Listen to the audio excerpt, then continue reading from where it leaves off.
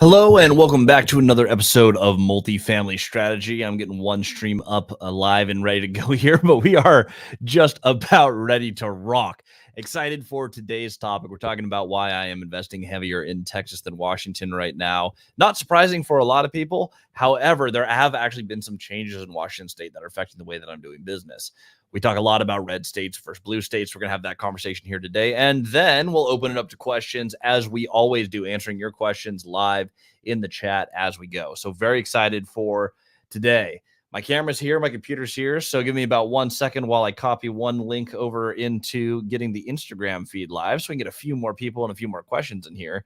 And then we are ready to rock. This has been a super fun day, though. I'm going to be selling some property, potentially buying some property this week.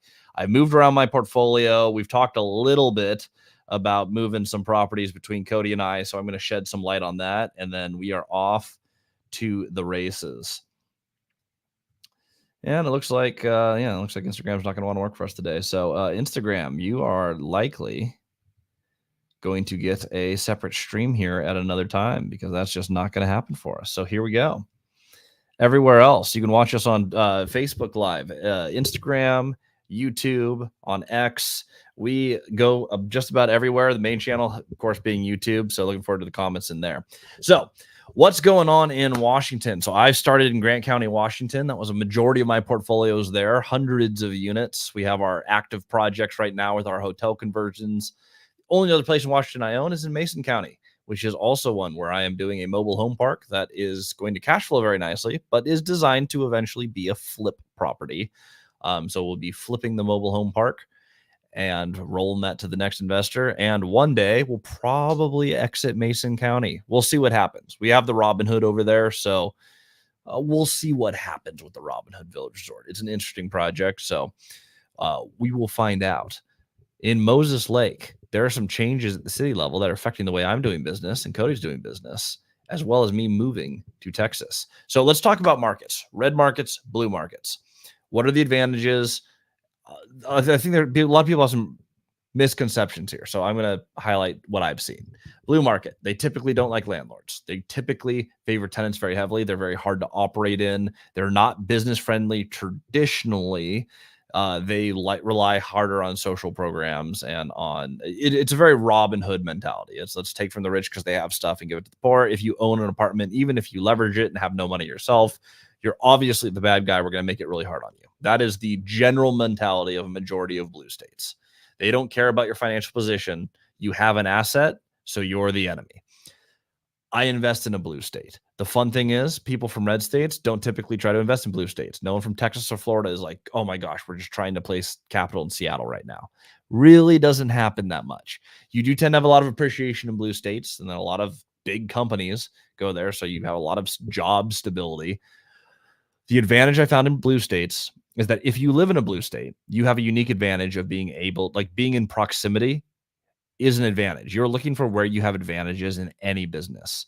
One of those attributes is your physical location. So if I have the attribute of, hey, I am in Washington and I can do business that others can't do, well, that's now an opportunity for me to go ahead and expand. And that's what we did. We capitalized on our location. I invested within driving distance of where I live. It's a long drive, but I can go there back in a day. I bought a whole bunch of real estate there and I didn't have to compete with a lot of people. It's a tertiary market in Washington state. There's not a ton of other investors who are able to come in and absolutely dominate because outsiders control the market. Now, I'm starting to do this in areas in Texas. We have markets in and around Fort Worth, Texas. I'm invested in McAllen, Texas, and Laredo, Texas. I'm expanding in Texas significantly this year. Why am I doing that? Well, they like landlords, and I can get through evictions if people don't pay. so that I can have nice paying tenants. And with that income, I can keep improving buildings and improving communities. I can be a better landlord and offer better housing. And if you look at my Texas buildings, they're nicer than my Washington buildings. Why? Because the last landlords were also able to run them profitably and reinvest back into the property. Also, when you have terrible tenants who are trashing the place, you can remove them. Some of the basic things of providing great housing, they allow you to be a great housing operator in Texas, which they don't let you do in Washington. Someone's dealing drugs out of your unit, as long as they're paying, nothing you can do.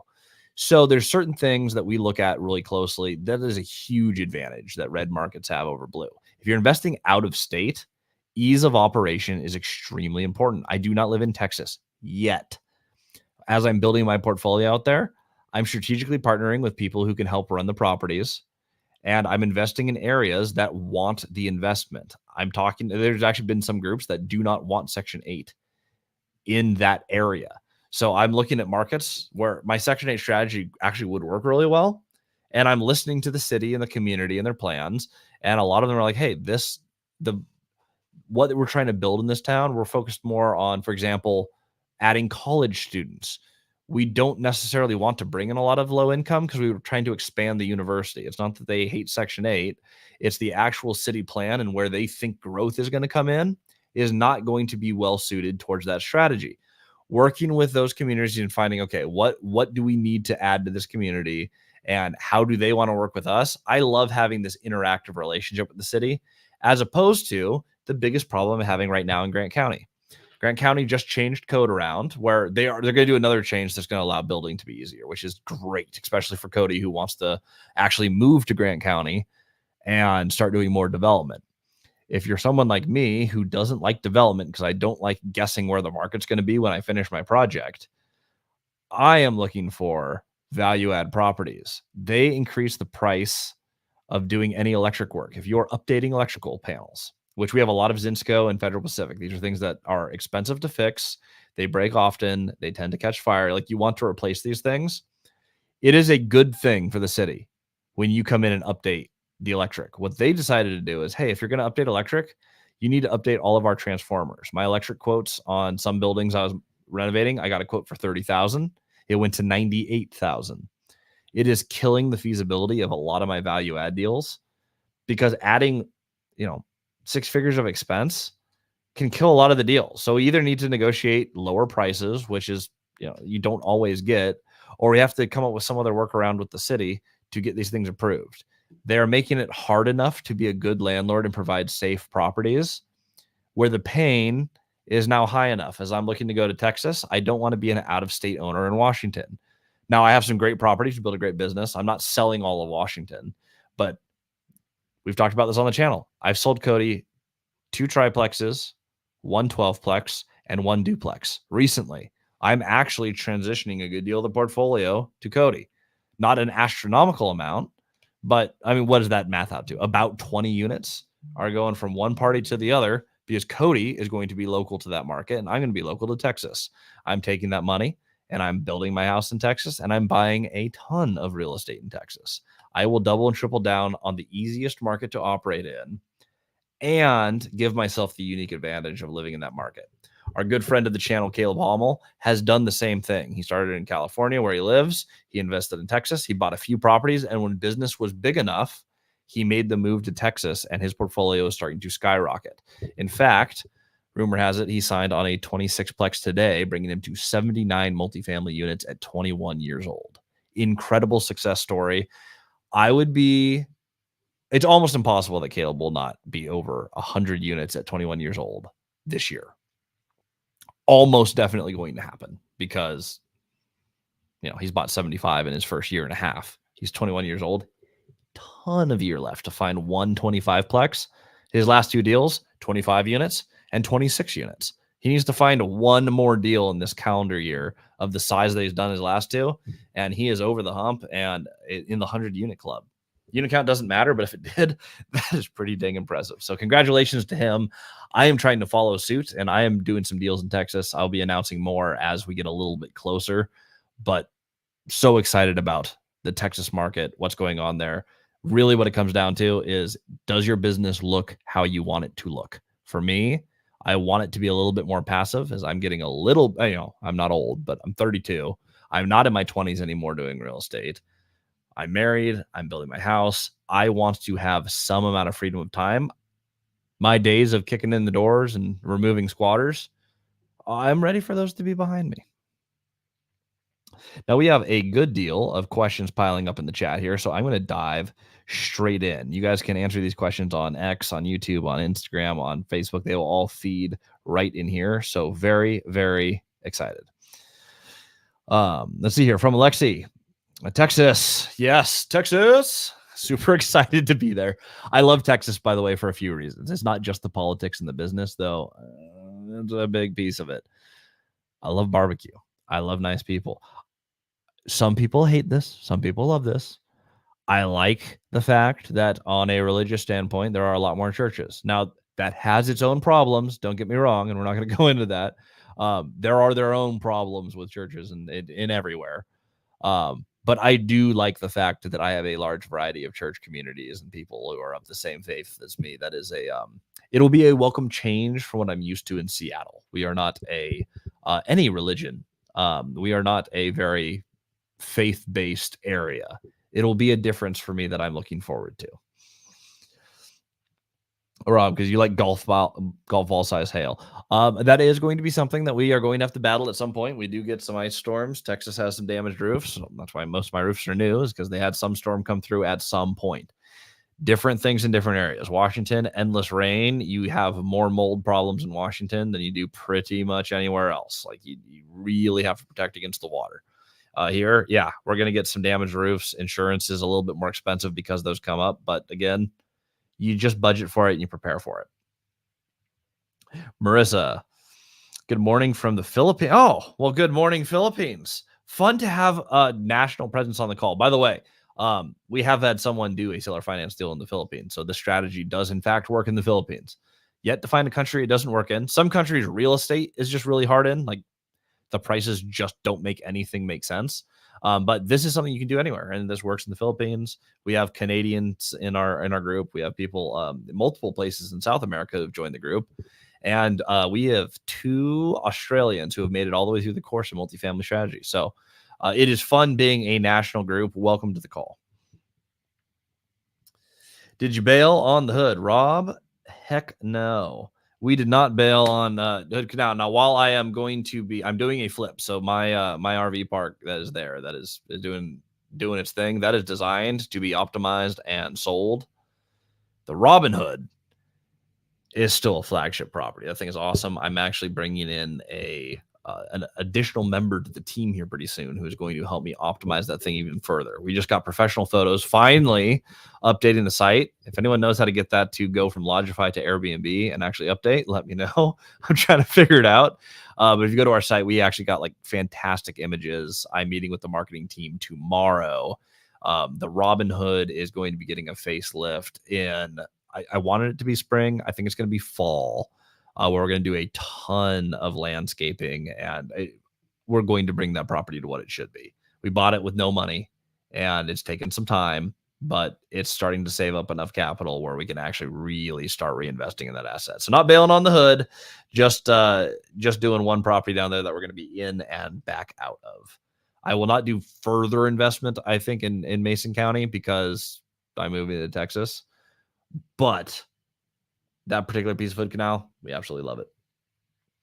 Dylan, you mentioned having contracts with contractors that do not exceed how much of a premium is that?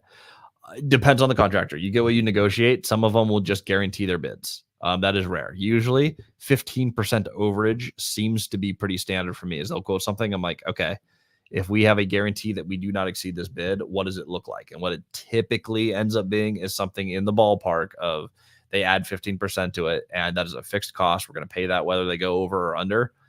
As a contractor, it's nice because it locks in your profit. You're like, I know what I am making on this. As an investor, if it's still worth doing the project at a 15% premium, I know that I'm not going to run into overages and I'm going to get the deal done. Like that is what I'm after. Less variables, I will pay a premium for that every day of the week. Great question. Do you like full mirrors in bathrooms or smaller mirrors? I have no mirror preference. That'd be a great question for Danny, which she will join me on another one of these lives in the near future. But I do not know what the ideal mirror setup is. I don't do a lot of full mirrors in bathrooms, so I assume there is probably a standard. But no advice on mirrors. That is up to your preference as a landlord, unless Danny knows something I don't, which is very possible. She does know. Danny knows more about renovation than I probably ever will. Gas or electric stoves, and why, if either has pros or cons of each. Well, we're changing some laws in Washington where gas is going to be actually astronomically more expensive. So I'll say electric right now for my area, but it depends on a few things. Like if you have very cheap gas and it's consistent, like gas stoves are awesome. I love them. If you're in an area like Washington where electric is inexpensive and gas is expensive, like very expensive, I would do that. In Texas, gas is super cheap, like super, super cheap. And electric is more expensive than it is in Washington. I'd have to look at the numbers on it, but I would say it's probably pretty localized on which utility costs more and where you are in the country is realistically where it is. I do typically like gas things better, though. We did have a gas powered water heater that exploded at our RV park, like right after we bought it, like blew up the RV. No one was in it. It was an abandoned unit, but we literally had an explosion like as we closed the property, which was crazy. Uh, Water doesn't explode, or sorry, water. Let me try that again. Electricity doesn't explode like gas does. Electricity will cause its own fires and its own problems, but at least it's not explosive by itself. Gas, you do have other problems with gas, so something to look for. Luke, when a lender loans you the money, thus give you the tax benefit. Wait, that doesn't quite English. But I understand the question. Okay, so basically, it's do you get the tax benefits when you have a loan? Yes. If you own a piece of real estate and you have a bank loan on it, you still get tax benefits. It's the same thing as seller financing or any other loan. Um, you have the tax benefits as the owner of the property. You have all economic control over the property. The title and the deed of trust are in your name. There's a lien against title. And the answer is also yes. When you lend, you are taxed on the interest. It falls on what's called a 1098 INT. It is an interest thing, much like a 1099. It is an additional income that is tracked by the IRS, and you report your income on the note. So it's not the value of the note because you just placed money over there, but you do get taxed on the income from your interest-bearing notes that you place to others. That is an income stream, and Uncle Sam will take his cut.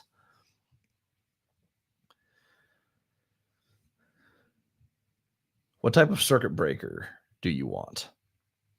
Um, well, for electric panels in general, I'll tell you what you want to avoid. The newer ones, there's a whole bunch of different brands. And again, this is more of a localized question because there's some brands that are just bigger in different parts of the country or in different parts of the globe. But generally speaking, the ones that you want to stay away from are Square Deep, Federal Pacific, and Zinsco. Zinsco, fun fact, they had these really inexpensive panels that they were just ripping out, and they became the standard very, very quickly because they were astronomically cheaper than everyone else. They had a little problem with them, though. They consistently catch fire. Zinsco went out of business because they had one of their own circuits catch fire in their own factory and it burned down. True story. Zinsco panels. They burned down their own factory from having faulty breakers. So when you're looking at circuit breakers, I am an expert on what you don't want. Whatever gets installed, whatever is current and up to code is usually good with me. They're pretty standardized. I have a lot of Eaton switches on my boards. Is a brand that has been, consistent for me, but something to look at.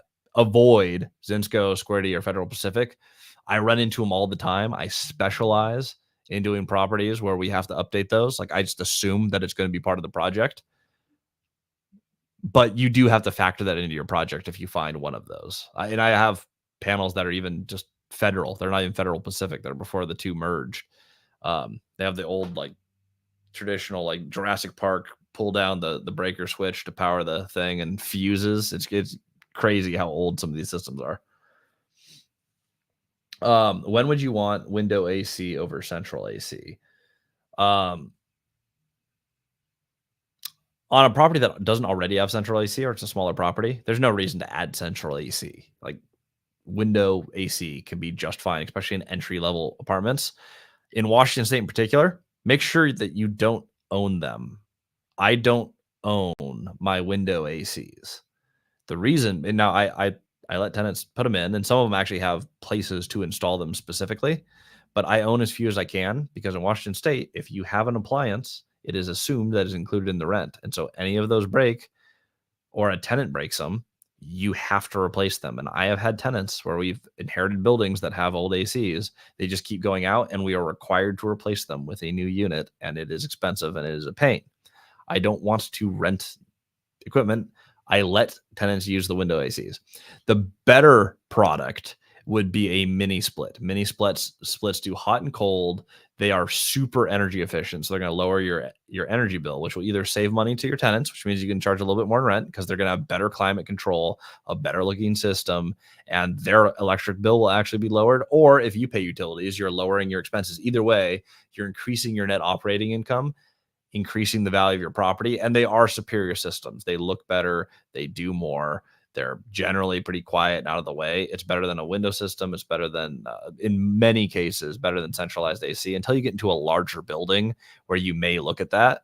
And you would do centralized AC usually at the same time you're redoing a roof. So I'm putting a brand new roof, like taking off the old one or adding a pitched roof. I'll take care of central AC at that time because it's a convenient time to get in there and get it done.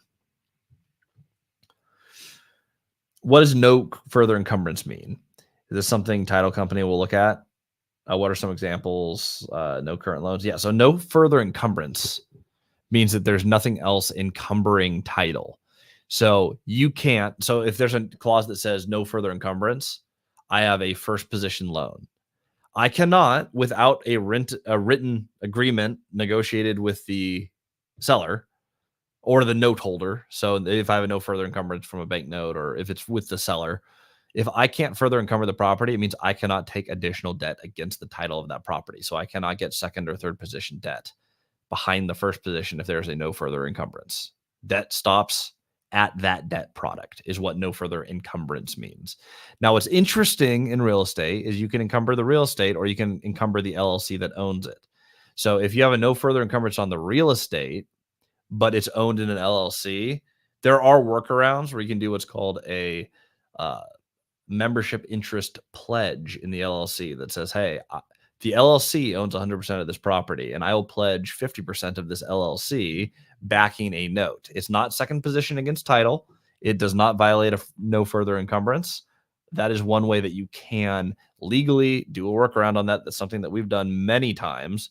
Is you have first position debt, or I have an LLC that owns multiple properties where I'd like to use the money flexibly throughout my portfolio. Well, I'll do a membership interest when I'm saying, hey, you're backed by this entity that owns all of this. I will back it by my stake in this company, not further encumbering the property. Hopefully this helps as you maneuver your pieces. This is usually one that comes up situationally. This is why we do stuff like multifamily strategy, the mentorship, by the way. It's coaching through those one-off cases where it's like, okay, this is the appropriate time to do a lease option, a management option, a membership interest pledge. Those creative pieces where I've had to do them to maneuver my pieces. That is the value where we save you guys hundreds of thousands of dollars for a $5,000 mentorship. Can your attorney draft additional documents during the feasibility period when the initial contract is already signed? Oh yeah, absolutely. We do that all the time. I've almost never had a contract that didn't have some amendment or something negotiated. Now, I'm not big. I love doing what you shake on. So if we have a deal and it's close enough to what was originally presented, I don't change anything or renegotiate. But sometimes we need to do an extension. Sometimes we want to change the way money's moving around. Sometimes we do find a major problem that needs either an escrow holdback or a reduction in price. Anything that can be put in writing can be changed with a signature, which is fantastic. The best time to do that is during due diligence in your feasibility period. Nail down exactly the deal you want to do and then push to close. If it's seller financed, you get through due diligence, you pretty much close as soon as the money's in your hand. Just like, we're done. With the bank loan, and I just closed one recently on bank debt, you get through feasibility and then the bank's going to give you a laundry list of other stuff they want done. Banks are a pain to work with. But yeah, this is stuff that we do all the time.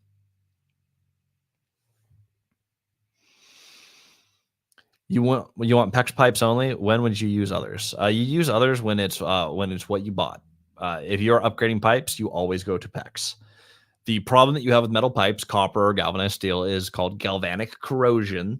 Any type of metal anywhere in your water system that is not the exact same kind of metal is going to have different ionic charge, which is going to attract rust and particles that will feed itself down through whatever is the most conductive, which in most cases, for like galvanized steel pipe, for example, all of the rust that is generated from galvanic corrosion is then sucked and adhered to the inside of your pipe. I forget what type of plating they call that. Someone who's like more chemistry minded can probably answer that, but it is it will actually, I think it's called electroplating, but it electroplates to your pipes, which is why you see old pipes that have like an opening, it's a 2-inch pipe with an opening that big.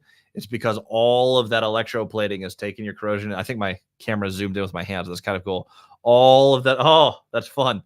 All of the electroplating has come in and created a new, a new interior to your pipe, and it stacks and stacks and stacks until you have it messes with your water pressure. So you do not want metal pipes. You definitely don't want multiple types of metal in your system, but it's almost impossible to avoid that. Like you could have a component in your sink faucet that is different than your pipes, and it causes all of these issues.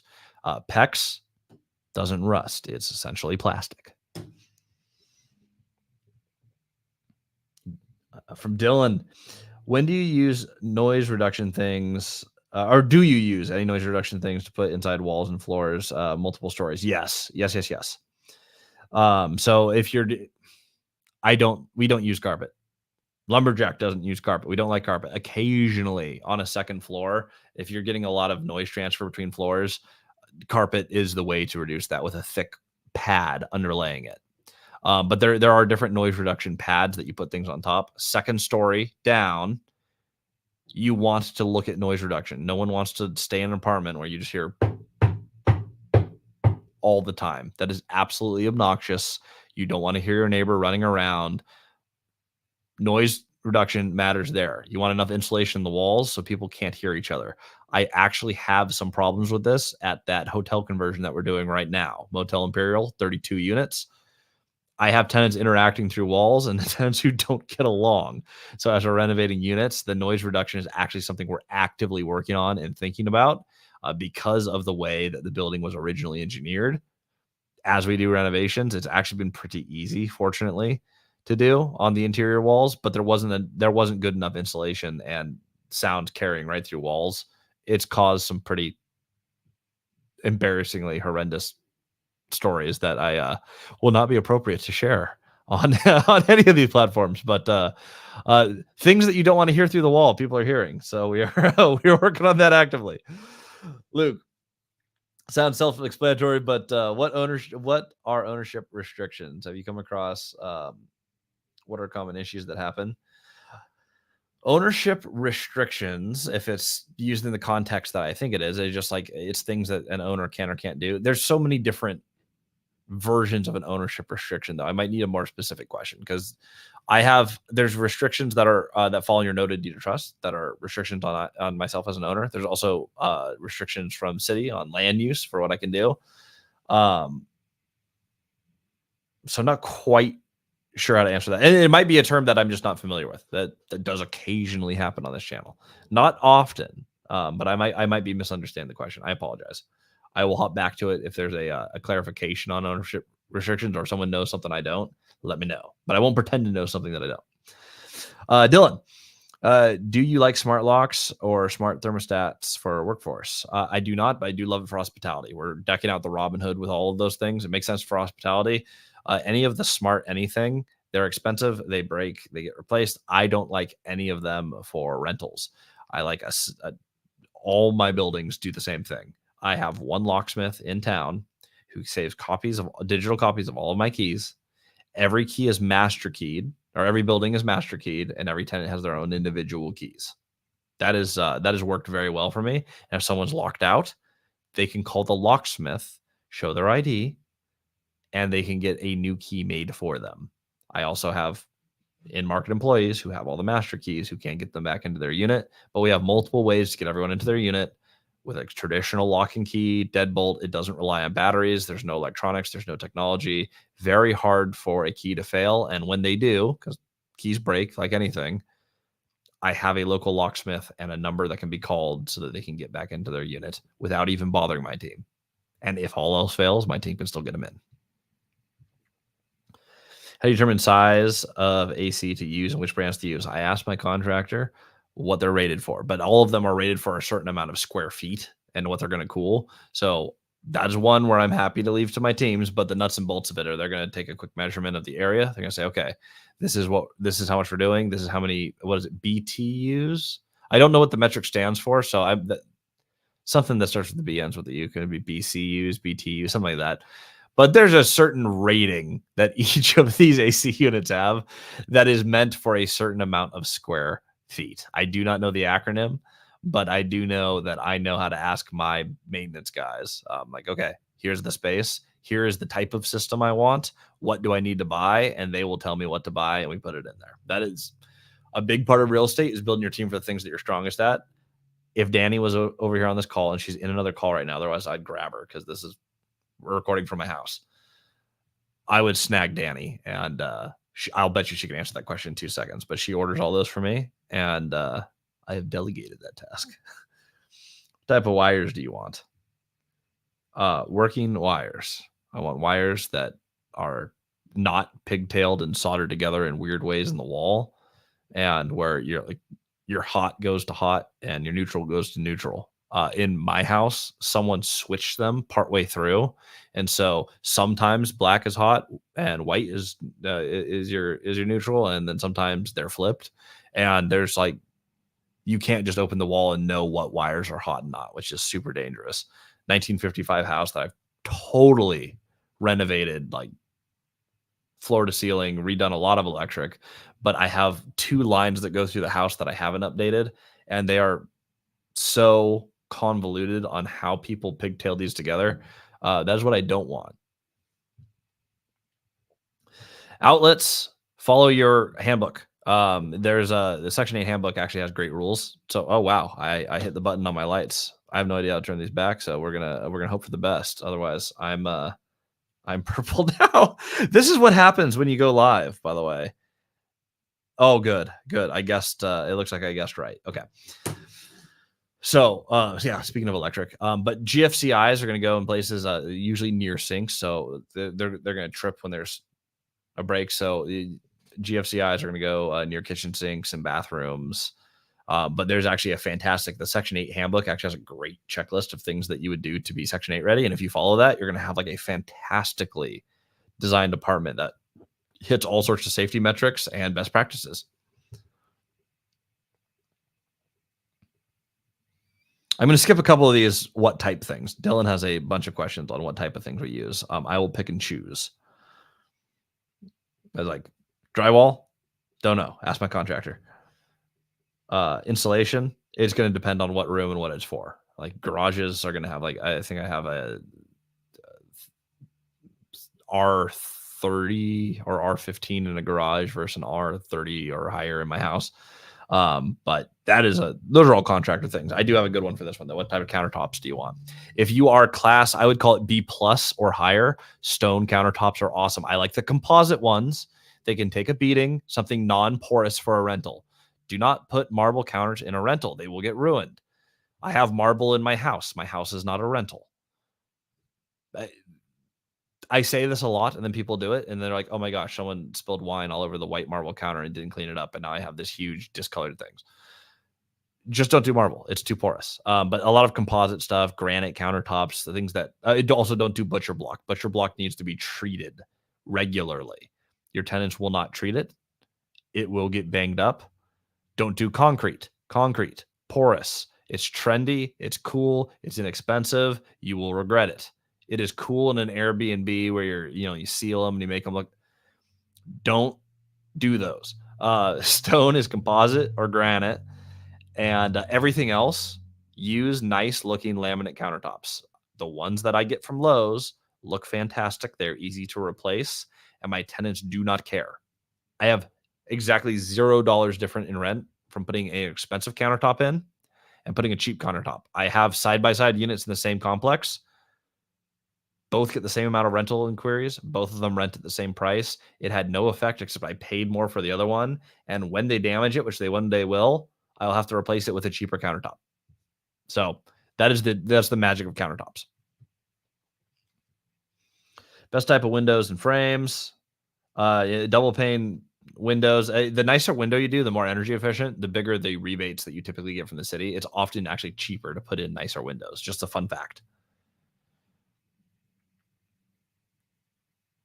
And you determine the type of roof you want by the type of building that you have. That one would be more of a, let's look at a specific example, because I have metal roofs, I have concrete shingle, I have cedar shingles at the Robin Hood. We just installed a TPO flat roof. It totally depends on the project. Okay. Lexi, where in Texas are you investing? I am looking at Weatherford, Texas, Stephenville, Texas, McAllen, Texas, and Laredo, Texas.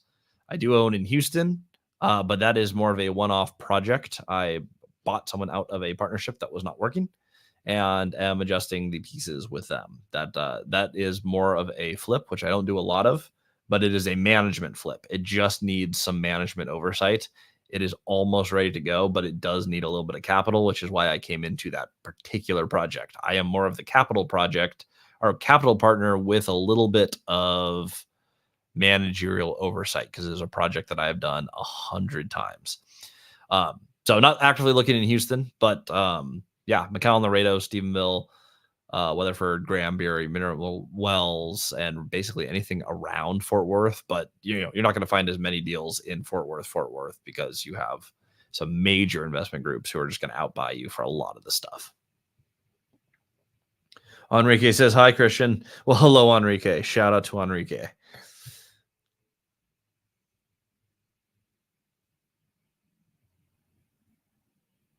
Okay, I'm gonna skip this one. Dylan, too many questions. Too many questions on what type of stuff we want. You do want LEDs though, and you want to install with the lights that have like the pre-built LEDs. My tenants bother us so often with, hey, my light bulb went out. Can you replace it? Like, we do not replace light bulbs. We do not. That's not something that we do as landlords. Like, your light bulbs are not included in your rent. They go out, you can replace them. Like, it's just not something we do. And we get a ton of property management calls on them, like an unbelievable amount of calls. I had a light that went out. I'm like, awesome. Do you need a reference? I know of Lowe's and Home Depot. Just buy the ones that they last basically forever. So when you upgrade light fixtures, which you always should, they're not that expensive to upgrade and they look way better. Just get the ones that are like built-in LED. They almost never fail.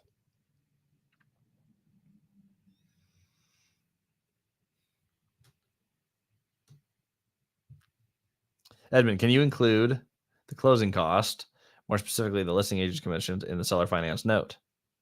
The listing agent's commissions are almost always paid by the seller. Almost always. If you're buying zero down and there's no money changing hands, most sellers will not pay you to buy the property. Most won't pay you.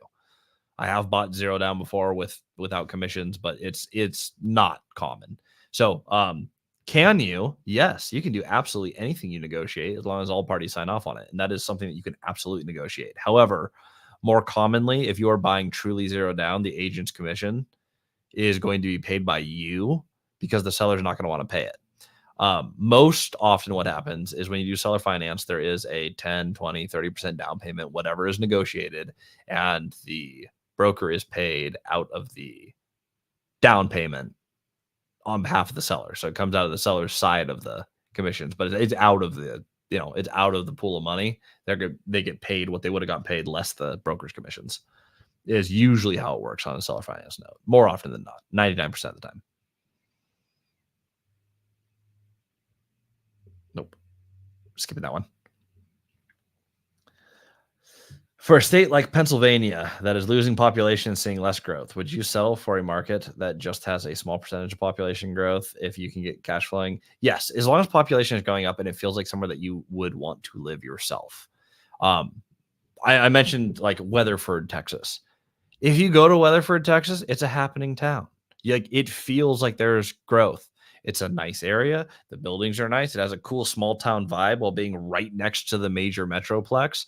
And then you look at population growth, and it's like that's the type of stuff that I like to see. So if you go into a town that doesn't have that same population growth, but has a great feel, people seem to love living there, population is going up, there's job stability, absolutely you can invest there. Just make sure that you're doing deals that are cash flowing really well because you may see less appreciation with less population growth. So if you're getting less organic appreciation, I'm just going to be looking for deals that have more cash flow, which in Pennsylvania, you traditionally have much higher cash flow per deal because you are dealing with less appreciation. If I get paid 20% on the money that I put in my deal, I don't care as much about population because I'm going to cash flow a ton. As long as it's not just like, if population is flat, but my cash flow is fantastically high, I'll do that deal. If population growth is flat and cash flow is acceptable, I might look at an area that's going to appreciate in addition to that amount of cash flow. It's just balancing cash flow and appreciation. Deals have to cash flow to buy them. But depending on what market you are, you're going to demand a higher or lower cash flow, which is going to be reflected by the market cap rate. If it's a high cap rate market, people are expecting a high return cash flow wise on their investment, which you see all over Pennsylvania. You can buy some cheap houses in some markets out there. For sinks, I will answer this one. For sinks, I typically do the most basic sink available. Don't do the undermount sinks. Stainless steel is fine if you have them. The white porcelain sinks, they're all fine. I haven't seen huge advantage from stainless steel to anything else. What I've tried to avoid, because I did this on my first ones, I did the fancy undermount sinks, and if you have to replace them, you have to remove the countertop, and it's a pain. Replaceable parts are your friends until you get to B plus properties to A plus properties. And now you do pay the premium to offer the ultimate experience for tenants because you're serving a completely different asset class. If you're doing general rentals, no one cares if the sink is a general sink or an undermounted sink. Keep it simple.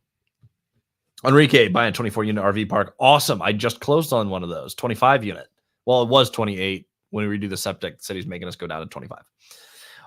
Do parks get appraised off the rents as well? Yes, it is based on the net operating income. If the park makes more, an investor will pay more for it. And that's true for all real estate, though it doesn't affect the valuation of residential. They're still going to look for the same income thing. So the actual appraisal, anything commercial, absolutely, that's going to be valued on net operating income, also known as NOI. From our good friend Dion. Dion, welcome to the chat, my friend. After you move, I'll have another good reason to take a trip to Texas. Yes. Dion is the one who told me about the Robinhood, which in retrospect, wish he didn't. He said it was too busy for him. It was too busy for me too. However, fantastic real estate transaction. And as far as like the actual numbers go, Dion is fantastic. If you don't follow the YouTube channel, you can click it right here. Dion Talk Financial Freedom. Fantastic channel. How to build and run he runs a smaller portfolio and he doesn't have partners. He has way less headaches. He buys 1 or 2 transactions a year, did a W-2 job until he had the financial freedom to hop out of it. It took about a decade. Slow, steady, consistent, low headache, fantastic strategy, and totally different than my strategy. Great channel to follow. I think both strategies should be things that are in your tool belt. Just know what you want to do and then go do that thing. Dion's fantastic. Dion, thank you for contributing to the chat today. How's it going, Christian? Did you decide on what you're going to do with the 5th bedroom in the Texas house? Not quite. We got a lot of suggestions and a disturbing amount of inappropriate suggestions. Shame on you, YouTube and Instagram. I have a huge 5th bedroom in the Texas house, and I don't need 5 bedrooms, but it's a huge room. I don't know exactly what I'm going to do with it. I got the approval from the wife, though, because it's the way it's inset upstairs. We can totally do a cool bookshelf thing where you have a hidden entrance to the room. And so I'm kind of leaning on hidden game room where you move the book and the shelf will that's kind of my leaning. And amazingly, Danny might approve it. So we'll find out. But yeah, I'm thinking super large hidden game room is what I'm going for. Is the top pick thus far. Kevin, lots of stories about squatters recently. Have you had to deal with that? Oh my gosh, I just filmed a thing on this. Yes. So I in on Third. This is the hotel that flooded that I'm selling to the partner, and I'm going to walk on and get paid to not do the project. Fantastic, by the way. When everything goes wrong and you are in $0 and you get paid to leave, that is what we call a good trade. They are kicking out my AC units because the AC units are exterior to the building. They're pulling the vents off, pushing in the AC unit, and then we have squatters sleeping in there. And then they sneak back out, hide it. Not well enough, obviously, but when I did my last sweep of the building, there's like 4 units that like were empty last week. That there's iPhone chargers, chairs. Someone moved a TV in there. Like they literally moved into our abandoned hotel. The water's off, the power's off. They're just crawling in there at night doing drugs. I don't know why the guy moved a TV because the electric is in fact off. Um, but like people are just moving in. Squatters are a part of, especially in blue states like Washington. They're just part of life. Yeah, we have had that. Depends on depends on who you are and how you deal with it. Like Washington, very hard to get the police to get squatters out. In fact, they won't. They'll trespass people if they catch them there. But even if they break in, you have to have sufficient proof that you made it hard enough to break in, or it's not counted as breaking an entry. I learned this yesterday. They said unless I board off all of the ACs, if they are breaking through the AC, they don't count that as breaking and entering because it was easy enough for them to break into the building that they don't count. Apparently, like if you're easy to rob, it's not a crime anymore. I don't quite understand the logic there, but that's what we deal with here in Texas. Someone breaks into your units. If they don't get shot, they're getting arrested. Depends on where your state is. Also, I have a habit when I catch squatters on camera, like I watch them drilling my lock and replacing a lock for a unit. We've had that happen multiple times. I also can pick a lock. I watch the cameras. I wait for them to leave. I come in. I throw out literally everything that they have in there, replace the locks again, and then the police are waiting for them when they come back. The second they come back on campus, they are trespassed. They're ID'd, trespassed, and if they go looking for their stuff, depending on how egregious the break-in was, I may hide it in multiple dumpsters that are really far away so they don't get their stuff back. I do not like squatters. Also, disclaimer, if you break into a unit that someone's squatting in, that is also a good way to get shot. I'm not saying that's a best practice. I'm just saying it's something that I do. Manual removal. Is there anything you can do differently with foundation besides concrete? There's lots of things you can do with foundation. That is a question for your architect. Backsplashes. I will answer this one. I've had fun with tile backsplashes on a design front. It is kind of fun, especially if you're married or you have a spouse who likes interior design. It's kind of fun going to the store, shopping for backsplashes. That was great when we had like 50 units. When we got to hundreds of units, I realized if there's a problem in the wall behind it, I have to remove a bunch of tile. Then I have to replace tile. Then tile gets cracked. I don't do a lot of backsplashes. I do white paint, and if it's a sink, I do ones with little built-in backsplashes. I know it sounds a little bit cheap, but it saves so much money in cracked tile. And once there's a cracked tile, it looks ugly. People don't tell you about it. They look ugly so fast in rentals. If it's not, again, B plus or higher, I usually go without a lot of the frills because I'm trying to provide as much housing as possible, as nice as possible, as affordably as possible. And so the things that cost extra money that don't give a whole lot of added value, I usually skip on my rentals for entry level housing. If you're doing a higher level of housing, you're going to charge more for rent. You're going to have a different class of tenant, and you can have a little bit more fun with the pops of color and the tile. But that's all personal preference, but worth mentioning.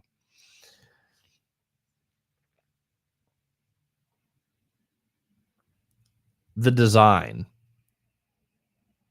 So how do you pick what design you want a house to be? Are all the designs repeated? How do you determine the paint? I heard lighter colors are better for smaller rooms. I do white paint for all rooms. I have the same white for everything. Eggshell gloss because it's easy enough to clean. It's resistant enough, but it's not like a shiny, shiny wall. People do flat white paint occasionally because it's easy to paint over the smudges. I have found that eggshell actually prevents enough stuff where you can clean it. Eggshell gloss, white paint. That is the standard. I have 3 different types of floor that I put in. They're all glue down LVP. If you have a little elevated unit, I'll call it a class B or higher. I do the click together. It does look slightly nicer, but it has a habit of being creakier. You have to watch the expansion gap. It's more expensive. And when it gets damaged, it looks terrible. I've had 2 units where there was water damage. It got underneath the LVP and it ruined the floors. My glue down, it is so water resistant. It can go wall to wall. It's easy to lay down. It's inexpensive. And it's really easy to replace if you have a damaged piece.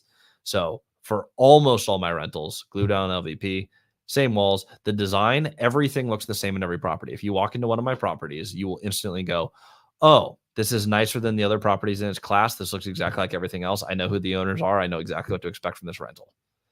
Standardization is the key to scaling. If you want a big portfolio, and that's not for everyone, by the way.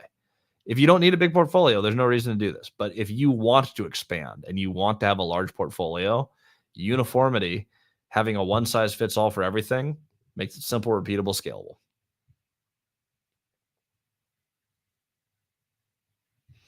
How deep should you go into learning legal for permits and regulations and ordinances? Buy a property first. If the goal is to be an investor, you can go as deep as you want to go, especially because I know Dylan wants to get into development. Like, you should learn a lot about these things, but while you are, people have a huge habit, and a lot of people. So this isn't just, one person.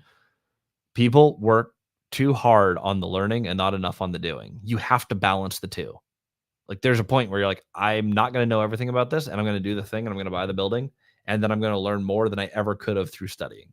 So always study, always be a student. I love reading. I love going to seminars. I love learning new things. All the while, I'm buying things and I'm making my own mistakes, and I'm sharing all those mistakes here on YouTube and Instagram and X and whatever other platform. I'm sharing what I'm learning with others, and we're all learning together. Do I pay a premium to learn that? Yes. Does doing the thing make me go faster? Absolutely. 2.5 years ago, about 3 years ago now, I had 4 rental units. I have hundreds of rental units now. I would not have that if I spent forever trying to learn. So the permitting process, super important to know. Doesn't matter until you get there. Like, buy a property and then you have stuff that you're going to have to permit around. My first property, I learned that they didn't pull permits like years after. This is super recently. I learned they did not pull the correct, they didn't get the final permit for the ADU. They did, all the work was permitted. So the electric was permitted, the renovation was permitted, adding a door was like, everything they did was permitted, but they didn't get the final sign off from the city that said, hey, this is a permitted rental. They even added a second, for the unit, they actually added a second electric meter. So it was literally separately metered. It was so obvious it was a duplex, but it wasn't legally a duplex, and the city made me convert it back to a single family house recently. Conveniently, it sells for about the same price as a 6-bed house as it did a duplex, but it was a bummer. It killed the rental income. Now a family has to go and buy it. Conveniently, I'm selling it before I moved to Texas either way, so it didn't affect me, but that could have.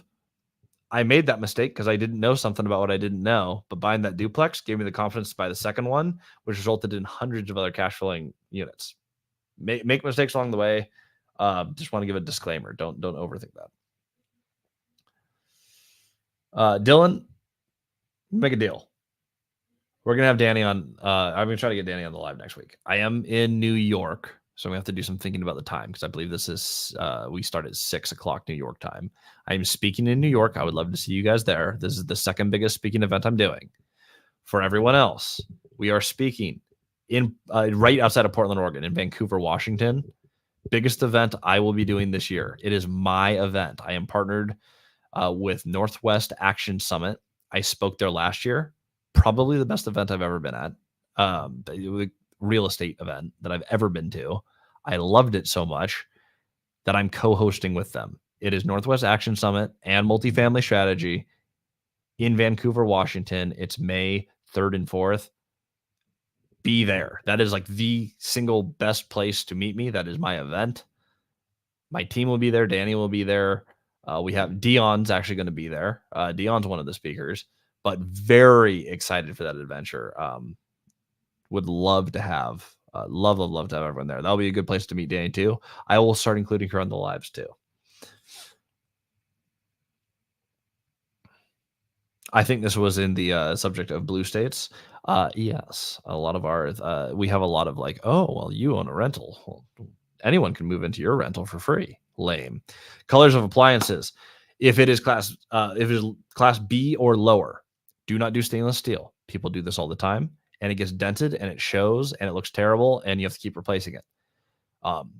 Elevated look works in nicer units. I noticed this in Caleb's unit. Caleb lives in a hyper class A area near Dallas. His building is awesome, but their click together floors are separating, and his fridge is stainless steel, and I noticed the dents on it. I think it takes away from it a ton. If you want an elevated look, black appliances look nicer, cost slightly more than white appliances. White appliances work just fine for entry-level housing. Just make sure you don't do the hodgepodge of colors. Nothing to me looks worse in a rental than you have a black fridge and a stainless steel microwave and a white range. It looks horrible. One color, all of them, white or black. Black is going to be a little bit nicer than white and cost a little bit more. Up to you what you think looks best. If you have two appliances that are white, don't change everything to black. Just buy a white fridge to go with your white range. That's the easiest way to do it. Adam, welcome to the multifamily strategy chat here. Curious how you feel about the 2% property taxes in Texas. Yep, it's about so right now they're averaging 1.81 throughout Texas is the exact number that is the average compared to your purchase price. So just under 2% property taxes. I feel fantastic about them, and I'll tell you why. Supply and demand. Taxes go up, prices are down. In Washington State, I have very low property tax, almost exactly half of what Texas is. My 1,300 square foot house here in Washington State will probably sell for about 700 to 700. We'll say 700 to 730,000 is probably the range. My next door neighbor has a crappier house, and they just sold it for 725 like 3 months ago. So in theory, my house is worth 725. We'll call that the number. 1,300 square feet. I am building my dream house, which is absolutely decked out, like stone everything, nice wood, like crazy nice wood floors, 24-foot ceilings in some of the areas. I mean, insane. $850,000. It's like $100,000 more than my tiny 1955 house in Washington State. So super low prices, but higher taxes. I will absolutely take that trade. The only bummer is, though, you pay off the Texas house, your taxes and insurance is basically the same as the mortgage on this house. So that part is a bummer. It's a forever payment to own there, but you're paying for the awesomeness of all of Texas. So I think it's worth it because I pay less in evictions, I pay less in business taxes, I pay less in real estate excise tax, I pay lower prices. So it's basically I'm paying a premium to have a better rules and better pricing to play with. Hidden game room is a great idea. I think it's the best idea. I am so excited for that. I'll be honest. When I was in college, I remember telling my friends, I'm like, this is my dream. I want to have a board game room, and like it's like a secret room where you have like the fireplace moves or the bookshelf moves, and I pitched it to my wife, and she was like, "Oh yeah, I know exactly how we're going to design it. It's going to be a wraparound bookshelf. Yeah, it's gonna be really cool." No one break into my house and find my secret room though. I'll be pissed. Another live, they mentioned property taxes are unconstitutional and was agreed on in court, but still getting taxed.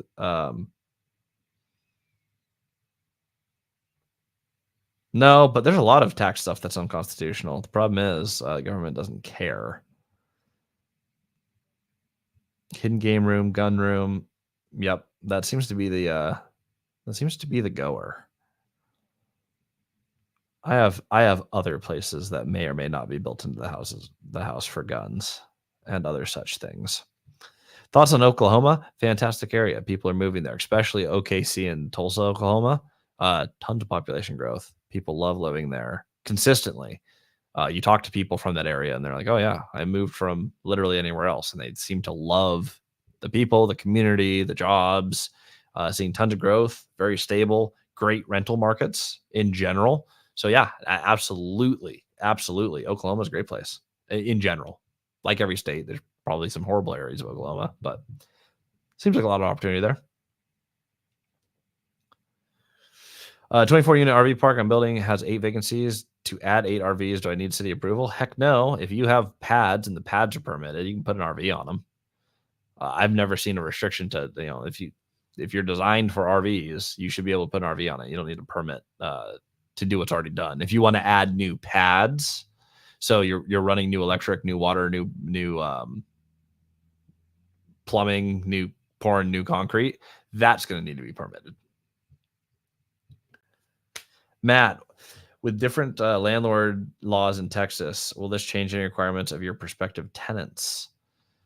No, this is one of the things I loved about operating in Washington. Washington is so much harder. I had to be stricter on things. And so I actually have a higher set of standards that I'm actually going to be copying and pasting for most of Texas. And I do already.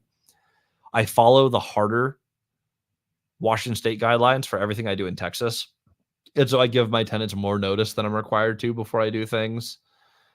They have more notice for rent increase, for any inspections, for work orders. When problems break, I actually have more time in Texas to fix them, but we stick with the strict 24 hours to repair or replace that we have in Washington. And so that was one thing that I did like. In the states that are, we'll say, they're a little bit more liberal, communist leaning, they have all these protections for tenants. Not all of those are bad. Some of the things that make landlording harder are in the best interest of the tenants and your population in general. I took some of the best of those, and I will continue to use those for the way that we screen, the way that we interact with our tenants.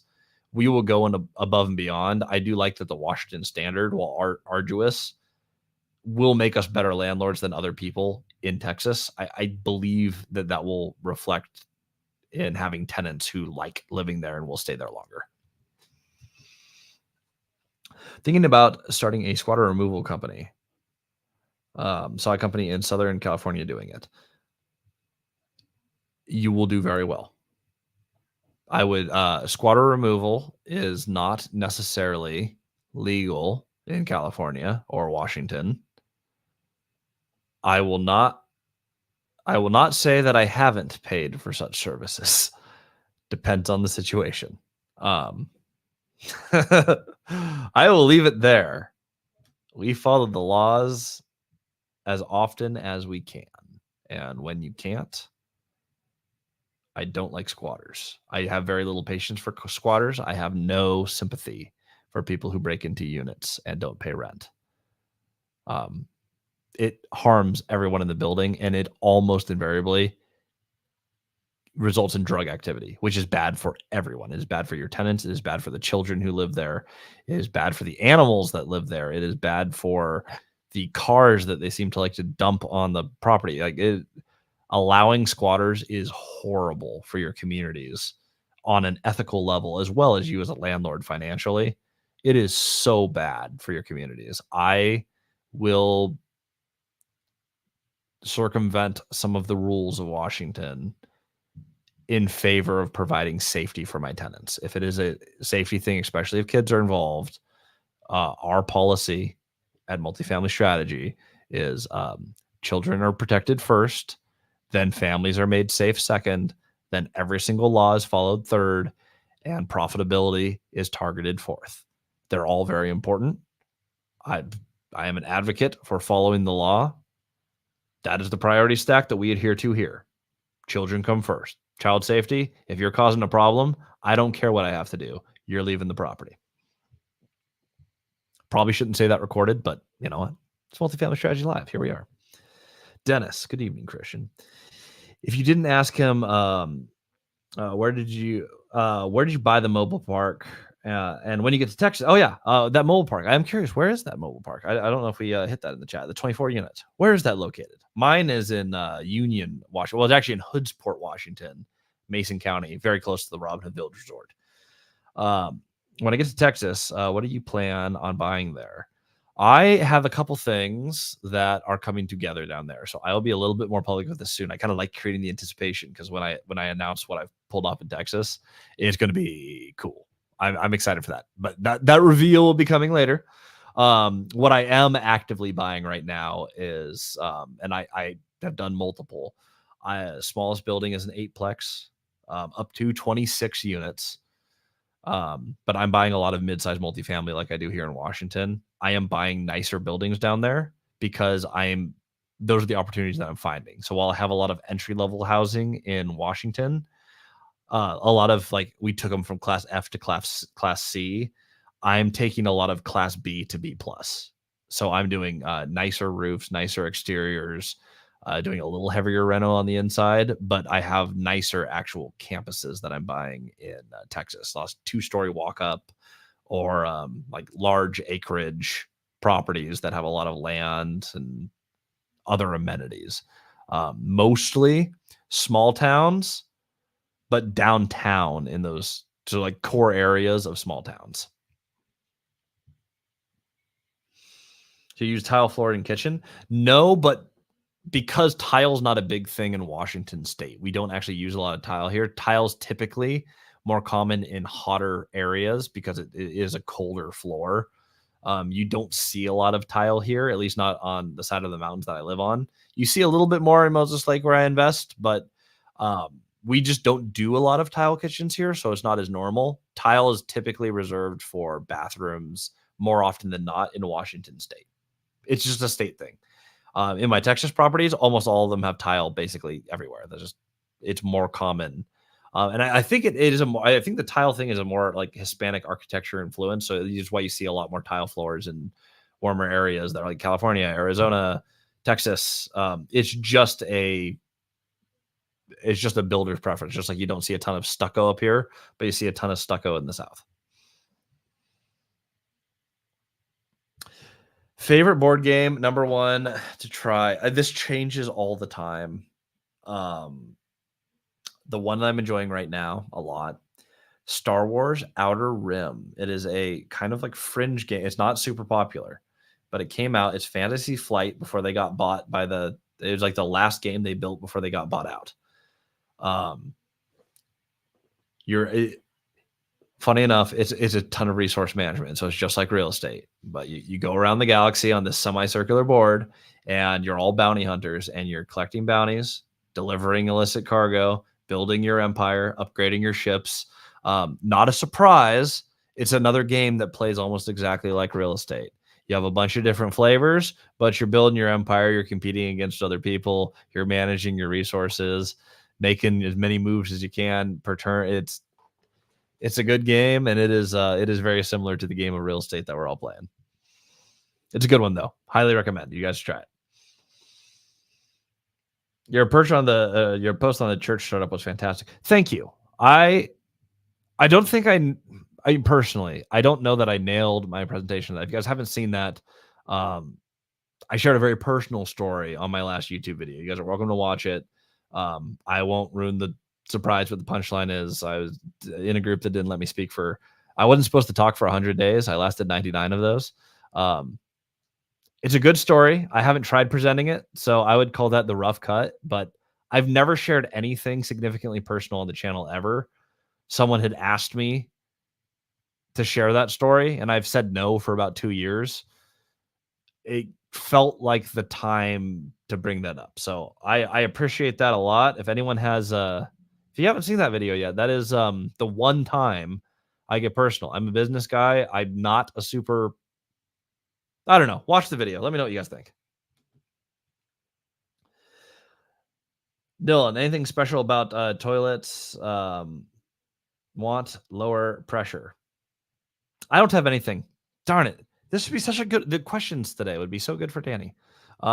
I do not have a lot of thoughts on water pressure for toilets. Like you can save water with lower pressure toilets, but I would rather have things flush through my system and not get clogged in the pipes. So, like, personally, you save money in one place, you spend it somewhere else. I don't see huge advantages of what type of toilet you put in. As long as you just don't put in like tiny toilets. One of my places, like the size of human that should fit on this toilet is insane to me. They're like, we're absolutely replacing all the toilets because they're tiny. It's weird. Anything that's not weird, you can do it. Advice on out-of-state investing: choose a market that's friendly to landlords that you want to invest in with high population growth, and then focus really hard on buying locally. Like my favorite hat, I wear this all the time. This is Tarleton College. This is Stephenville. Stephenville is a town that I'm interested in buying in. I will be buying in Stephenville somewhere in this calendar year. Um, it's a fun town. That's where Caleb got his start. Like he really caught on there, and I fell in love with that market when I visited. It's perfect. Population growth going off. There's a bunch of places in Texas like that though. When you're going out of state, somewhere that you are willing to visit, something somewhere where you can be hyper local, so you're going to double and triple down on a market and keep expanding there, because you want as many systems and processes. So you want to be able to streamline your property management, your legal team, your boots on ground, your contractor can service all of your buildings. You don't want to have to build a business multiple times. Every time you go to another market, you have to find all of your people and basically build a new business. I don't want to build 100 businesses. I want to build one super powerful business, way easier to manage. The most difficult thing for me is cold calling a lot of people a day. I have 1,556 properties to call. I'm doing 26 a day, and after call the ones that don't answer brokers. You are doing what we call the Caleb Hummel strategy, and it's a strategy that works to get your first deal. I make 2 calls a day to owners is what I shoot for, because one of them is going to pick up and one of them's not. And out of 5 calls, I'm going to have a conversation with someone that merits a meeting, and I'm going to meet with one person per week for coffee. And I still do that today very consistently. When I go to Texas, I stack a bunch of them. So I'll call through the months, and then I'll come down and meet a bunch of people. I don't do a lot of calls for that exact reason. I don't want to track a lot of calls. I don't want to call on a lot of properties. Not interesting to me. Not the strategy I go for. I've had cold calling jobs my whole life. The last thing I wanted to do was create the job that I was trying to get away from. So for me, my strategy will never involve doing that. I have also had people in our mentorship group who can sit down. There's something mental going on there, but they can sit down. They can just put on a headset and they can just dial 100 people and find a deal. If you are someone who just has that grind, that is a valid strategy and you can do it. And that's how Caleb bought his first 2 deals. He's now doing everything with owner meetings, and he does way, way, way less volume of meetings, and he's buying bigger buildings on better deals. So I wouldn't focus on, hey, I need to call 1,556 properties. I'd go, who are the people in this market who own some of these properties, and how do I consistently meet with a few of them on a monthly basis? Consistently just getting to know the players, because they will show you the other people in the rest of the deals. That is the best thing that I have found. Again, I don't use a lot of tile, so I use whatever tile matches what's already in an apartment, and I don't replace, like when I do remove tile, I replace it with something else.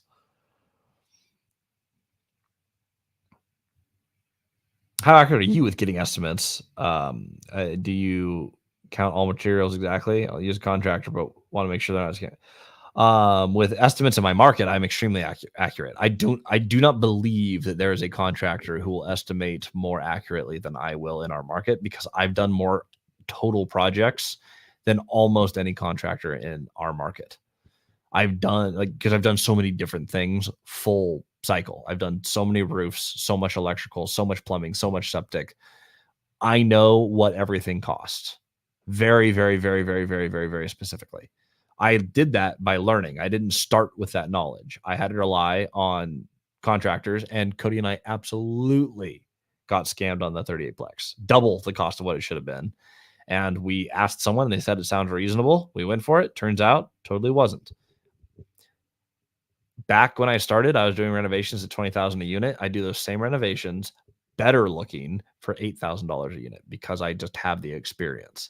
We talk about the stupid tax all the time. That's a stupid tax everyone's going to have to pay. Contractors suck. Contractors will rip you off, and your pricing is the highest the smaller you are. The larger you grow and the more real estate you buy, you get efficiencies, you get smarter, and people are not competing for your business. You're not trying to get a contractor to work with you. It is different, but I went through it like everyone else. You pay the stupid tax, you get in. Your first deal just has to be that much better because you're going to have some unknowns.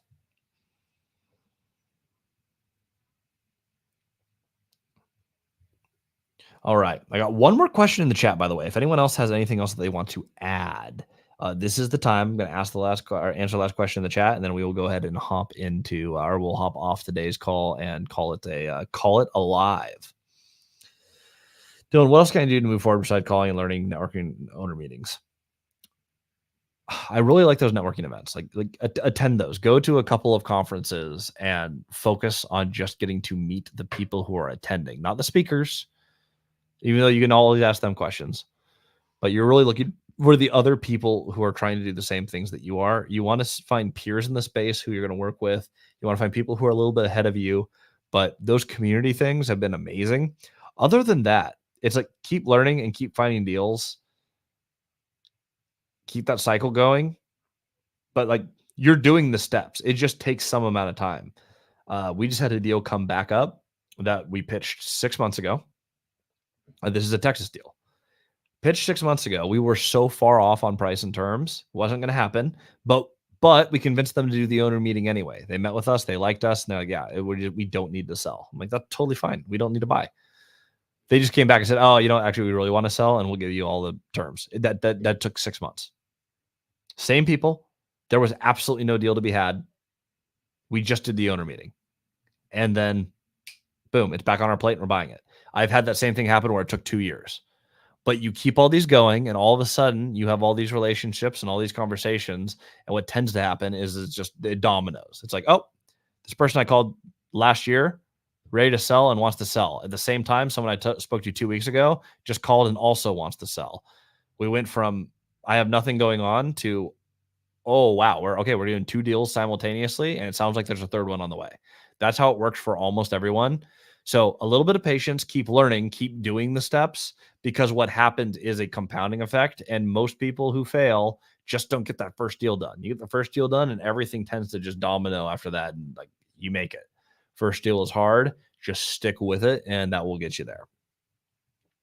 If someone says they aren't interested or don't know how they can help, how would I handle that objection? So if someone doesn't want to meet, they're like, oh yeah, I'm not interested in meeting. It's like, okay, that's fine. Just basically ask again in a different way. And you almost always get a yes. If I had a great conversation with someone, it was quick, but I was telling them what I'm trying to do. They gave me a little piece of advice. I'm like, hey, would you be open to meeting?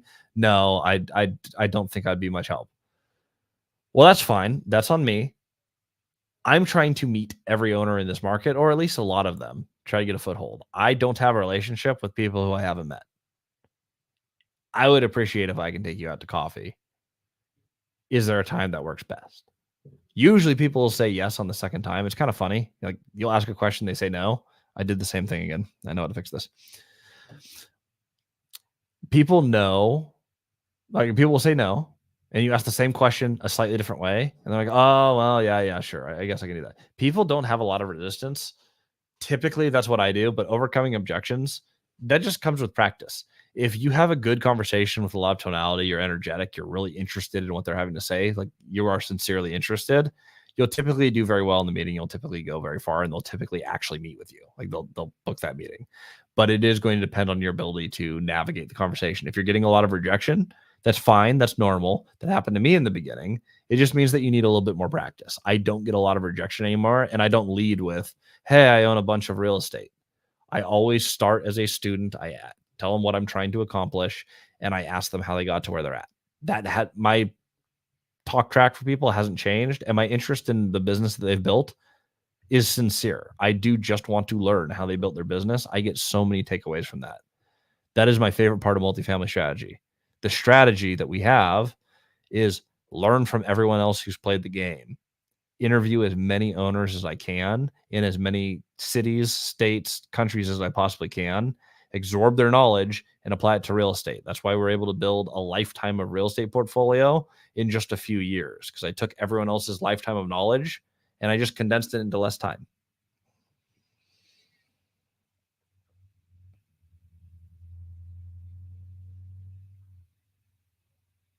How can I learn to use my tone better? I love this question.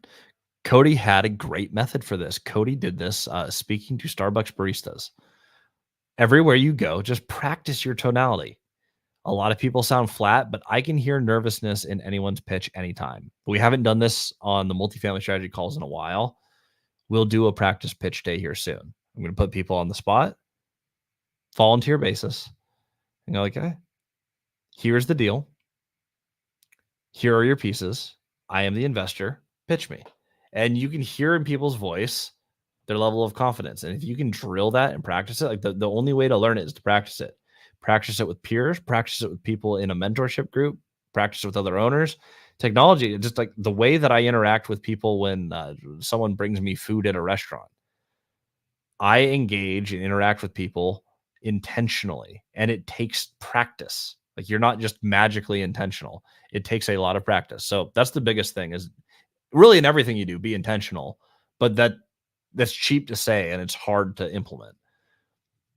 I've practiced this for a very, very, very long time. If I am in public, my tonality is different. The way I engage with people and the way I say thank you or the way I ask questions changes because I've practiced it over years and years and years and years. If your tonality is not where you want it to be, listen to yourself. Record yourself doing a pitch. Practice is the only way you're going to get better, unfortunately. So have at it. Fortunately, Dylan's part of the mentorship groups. Dylan, you and I can drill this. Will you ever speak in DC? I haven't spoken in DC in years. I have spoke there before. I love DC too. I had to set some rules this year because I've been traveling every single week to speak on a podcast or at someone's event. So far this year, I've had 1 week off. My rule, as long as there are over 100 people in attendance and I am the keynote, I will travel there and I will speak. As I need to, if I'm going to go to DC to speak at someone's event, I will absolutely fill the event. I will market the event. I just need them to cover my hotel and my airfare. I will handle the rest of it. That is the cost of me speaking is you just need to pay for me to be out there. If anyone has an event in DC where they want me to speak or you know of an event, that is the way to get me out there. Just send me the reference, have them reach out to me or my assistant, Corey. And I will book a flight out there and I'll make it happen. I am completely dedicated to sharing how to play this game because it is so much simpler than all the other gurus online are saying. And there's not one strategy that works. I'm so sick of like there's some great people out there, but there's like Section 8 people are like, Section 8 is the way to financial freedom or tax liens or the way. It's like, shut up, dudes. Buy real estate. It's not rocket science. Like buy assets that make money. I'm not trying to brand something. I'm not trying to sell anyone on I have the way. I've made enough mistakes in real estate where I can save you hundreds of thousands or millions of dollars, depending on what you buy, by you not making the mistakes I made buying real estate. Like that's all I have to offer is I'm going on a crazy adventure and I'm taking you with me, period. I'll share everything for free here online. And if you want some direct coaching and you want to learn how to play the game at a deeper level, I will invest my time with you on multifamilystrategy.com. Course, mentorship, have levels to this. You got me for free. You got the course paid. And if you really want to dive in, the mentorship is way cheaper than everyone else's mentorship. And I guarantee you it's better. Me 3 times a week. It's what it is. So, sorry, this is not a mentorship pitch. I get excited about this. I want to share how to play this game because this is fun. And while it's definitely not easy, this is way simpler than I was told it is. And you can play this game at any level, anywhere in the country. I am expanding massively in Texas. I've done it in Washington. Like, plot me in any market. I can do the same thing. I can show you how to do the same thing too. What made you choose Flower Mound? I drove into that city, and my wife and I immediately said, this is where we want to live. It is pretty. It is close access to fantastic churches, fantastic food. The weather is astronomically better than Washington, minus occasional hailstorms. I like everything about Texas is more me than Washington State is what it comes down to. And Flower Mound was a really great slice of Texas where it is still suburbia and I'm not too far out, but it's far enough out where every parcel of land around me still has cows on it. I like that. That feels comfortable and fun to me. That's the adventure that I wanted. So that's what Flower Mound is. I've seen people structure deals with a mix of bank debt and seller finance debt. How does that work to buy zero down? Very common. Bank will fund like 50% or 60%, and the seller will finance 40. Some banks will require you have skin in the game. Some won't. Some sellers will require you have skin in the game. A very common structure. Michael Zuber, who's going to be my keynote speaker, by the way, for our Portland event, he does a 50-40-10 deal all the time. 50% bank, 40% seller financing, 10% down from him. Now, if you don't have any money, you do 10% down from an investor or a capital partner or additional debt, but you get the gist, right? You can blend bank and seller financing. Bank, as long as they have first position debt, they love a 50% position. Like your bank will say yes to that. The seller doesn't have to seller finance as much. They can get a lump sum of cash and can carry a note. It's an easy pitch to land. And if there's a little down payment in there, both parties usually like to see that because it means you have something to lose in the deal. But there's other ways around that too. And often you can just do 50% bank, 50% seller financing, and banks will go for it.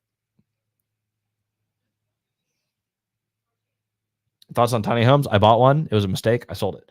Don't do anything small. Just in general, in life. There's too many big opportunities.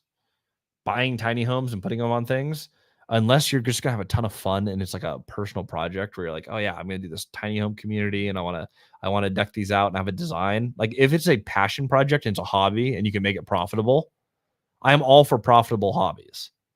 I also have like a ton of guitars. I'm fine with hobbies. If your hobby is tiny homes, go for it.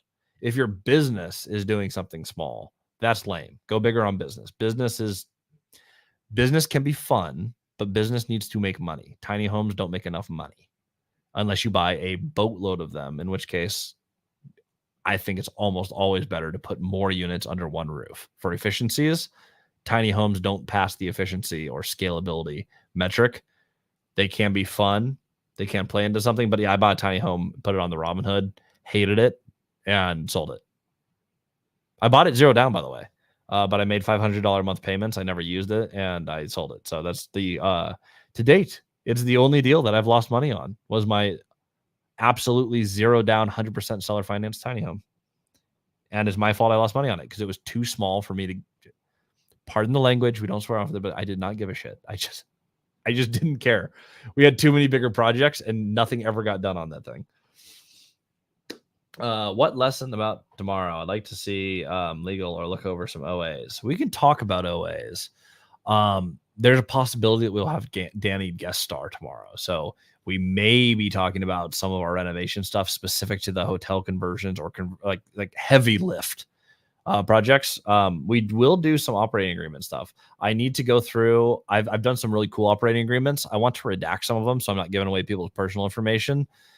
But when I have time to sit down and do some redacted OAs, probably in the next 1 to 2 weeks, that will be on Multifamily Strategy, the Thursday call, recorded. So if anyone here from the community is going to miss next Thursday, I'll just commit to it now.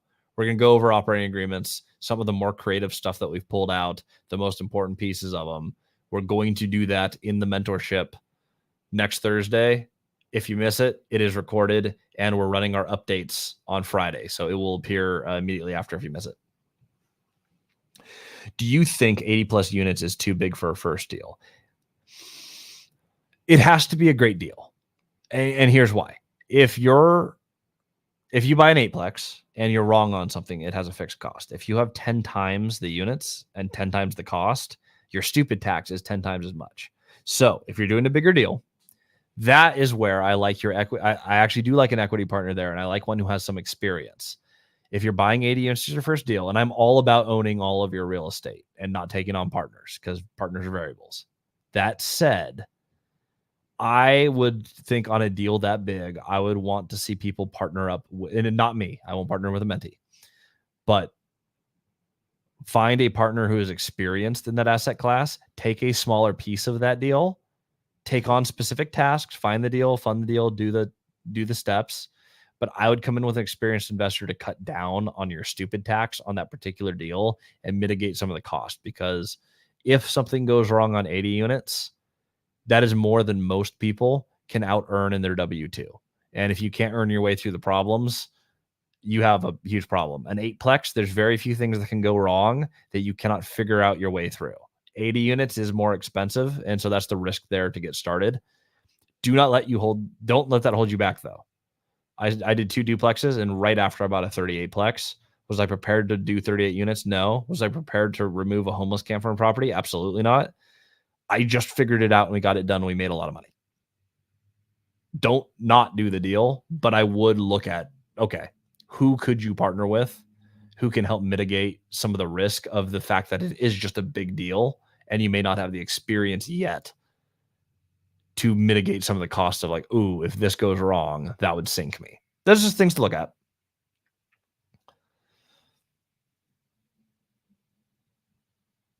Is Danny going to start posting more? Saw that new Instagram. Yes,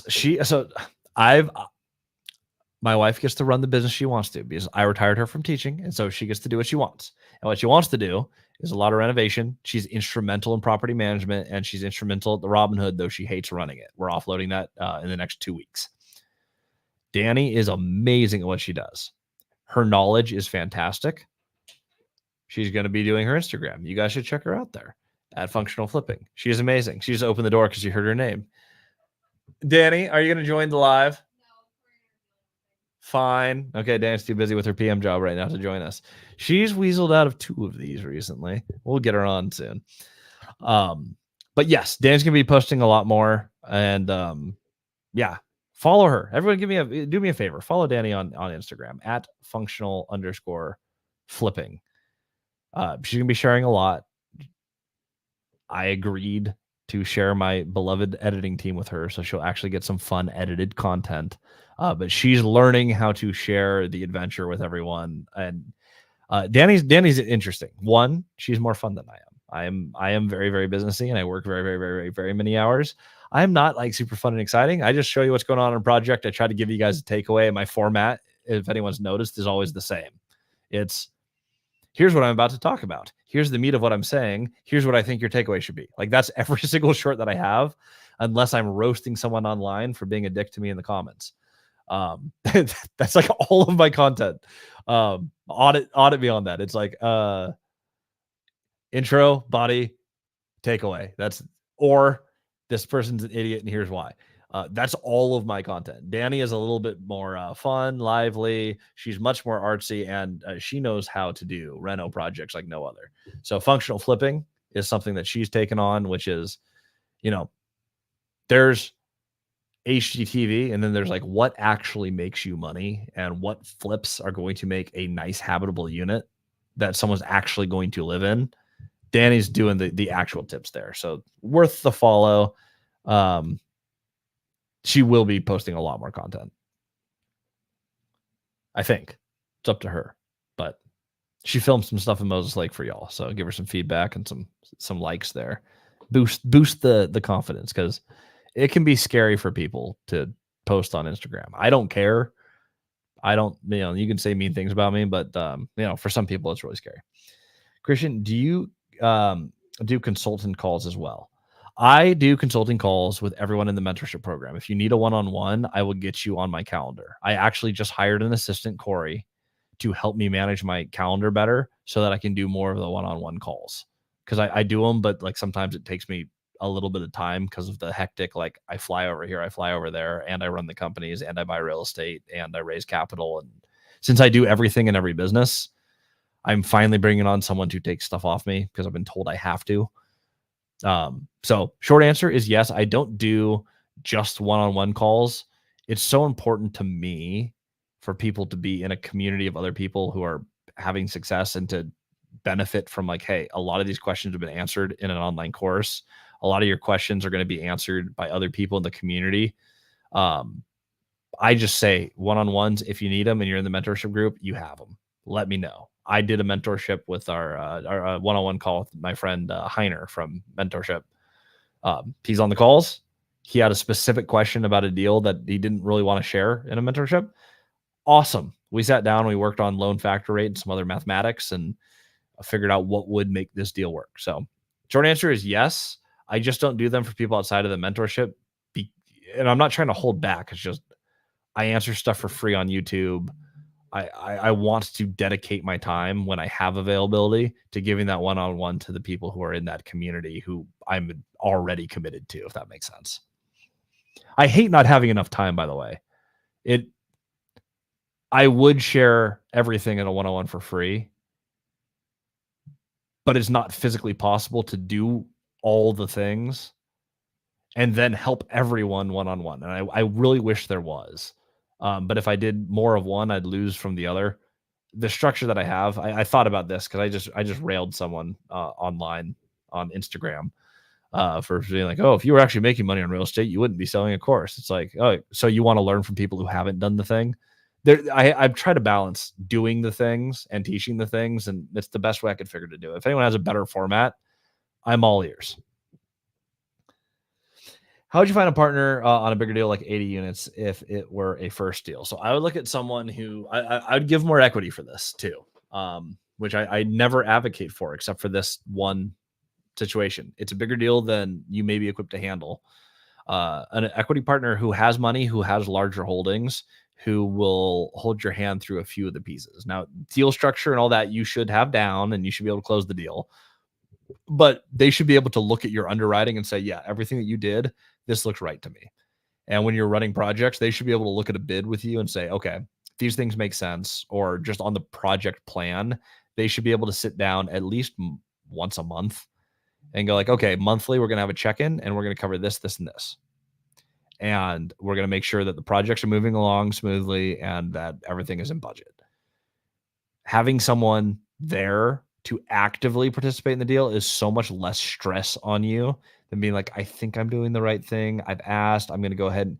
I've seen people get into trouble on big deals because they don't want to bother the capital partner, or they like, hey, I told everyone I'm going to run this. I don't know something, but I'm going to take my best guess. And the deal kind of gets away from them. And that can be really scary financially. So I would just look at someone who has the capital. It should be the capital partner, since assuming that you're raising capital for an 80 unit deal, you're not, currently liquid that amount. The capital partner should be someone with experience and say, hey, I'm running the project.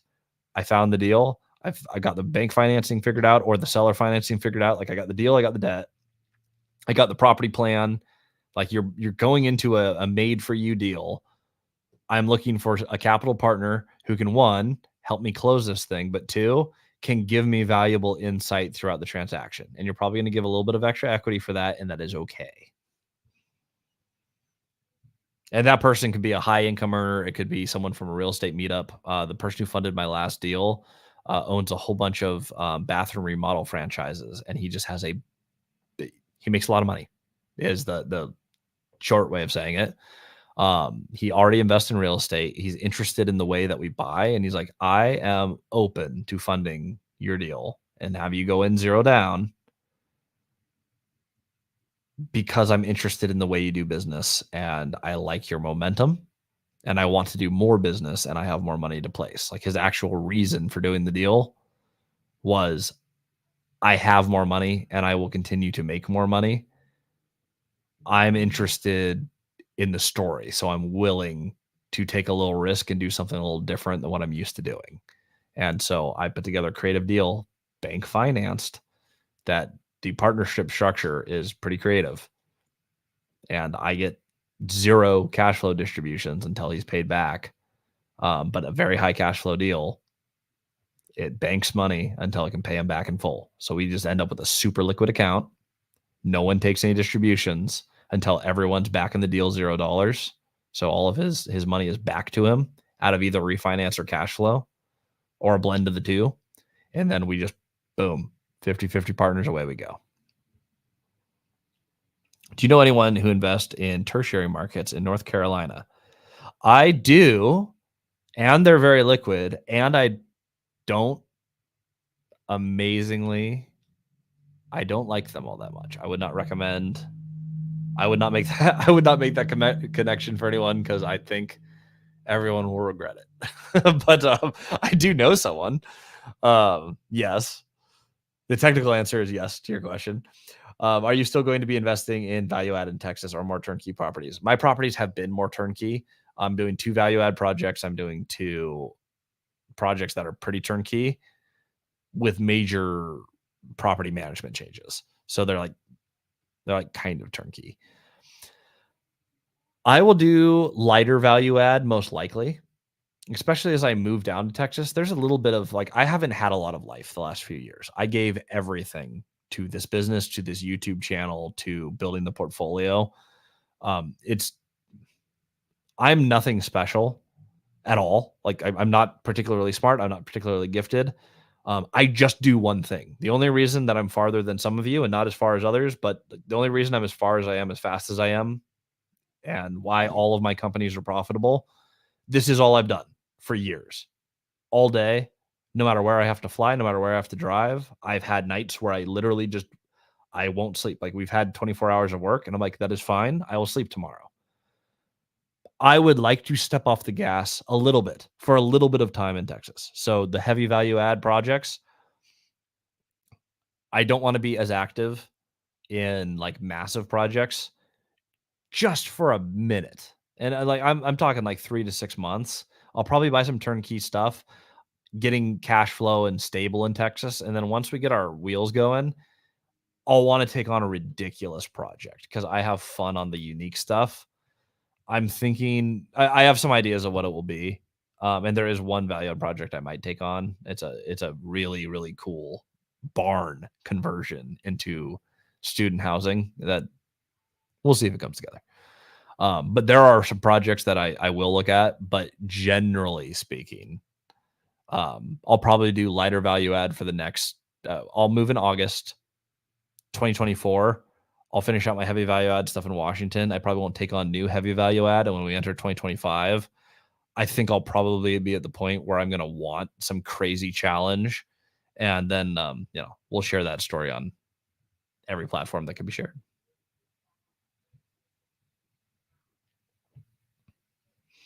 So you guys on Upflip recently, really good interview, my guys. Well, thank you so much. Upflip was fun. Upflip was it was a good podcast for us, or not a podcast really, it's a YouTube show. Their lighting was they really messed up their camera. Someone had like a smudged camera, which I will, for the amount of effort we put into that episode, it makes me so sad. The content was good. It was a fun story. We've never actually had a channel come in and just film the story of the Robin Hood. And that was such a huge focus of that episode. I'm really glad we got to do that. That's a Upflip for those who want to see that episode. That is the only like show on what we've done that is online that I'm aware of. And I don't think I've done another show that I'm not aware of. So that's it's the only show that we've been on. Will there reach a point in time that you will stop expanding the portfolio, pay everything off, and sell the properties and sell our finance for the next generation of investors? Yes, on one condition: if I do not have children who want to take on the empire. Most people do not, unfortunately. Even the bigger investors that I've met, most of their kids don't want it, aren't interested. Most kids do not become their parents. They don't get the same job. It's uncommon, even with a fantastic business model. And I will never expect my children, if I opt to have them, to do that. If I have a kid who wants the empire, that would be exciting, and I would like to pass that on. And it is fun to watch what people do in multiple generations of real estate. This can get ridiculous. So that would be cool. If that doesn't happen, then yes, that would be the play. Is reach a certain age and you go, okay, I will in fact die at some point, and I would like to see someone grow what I've built. So then this is what a lot of investors have done with me, is they like the way I operate, and they will go ahead and let me buy their property because they're like, I got this far. I really don't want the adventure to end with me. People who like the momentum, like the entrepreneur, like the vision. This is why I talk about mapping your circle drill. When you can communicate your goal and your motivation and the significance, people want to sell to you for that reason. That's exactly what I want to do. I pay things off. I don't like to relever. So once I buy out the capital partners, which I sometimes do out of refinance, I keep that financing in and I pay it all the way off. I don't lever the property. I can always buy new properties with new debt. So you're allowed to expand with debt, but you do have to pay off the original stuff. So you end up with this huge portfolio of paid off properties. Those will be seller financed if I don't have kids who take them, is realistically what will happen. And basically, I will find my Christian Osgood or my Cody Davis or my Caleb Hummel or whoever it is when I'm 75 and some young buck is in there like, I want to take over the world in real estate. When I find the person who asks me the question, like, what if I bought everything like I did in Moses Lake? Like, they go like, oh man, I'm trying to build this crazy idea. What if I bought everything? I would want to make that deal work, and I would write that to where they're going to cash flow it, never lose it. That would be the ultimate for me. Pass it to a kid, and if not, pass it to the person who can take that opportunity that no one else gets and turn it into something huge. Love that question. No one's ever asked that, by the way, ever. It's something I give a lot of thought to, though, and that's that is those are the two options. How much of an equity position would you be comfortable giving up on a first deal if it's a high amount of units?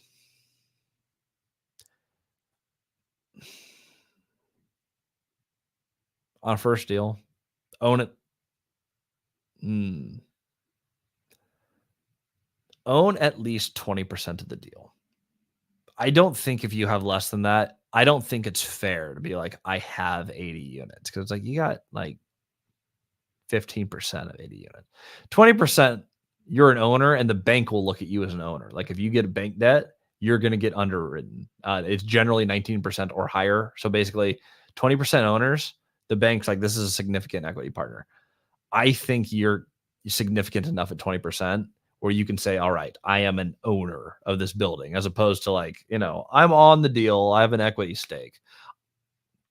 That's subjective. That's how I feel. That's not a fact by any means. That's just a metric that I think 20% is the minimum where you can go ahead and say, hey, I took out an 80 unit portfolio with a partner.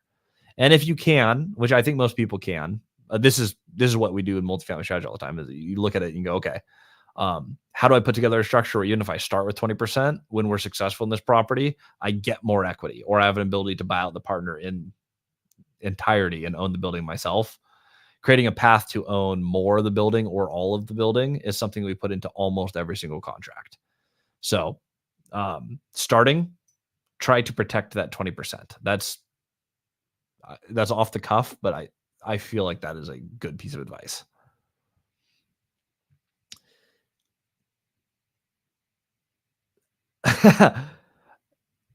No, I can't give their first name because it's super unique, and if they watch this, they'll be pissed at me because I may or may not have owed them money at some point. Yeah,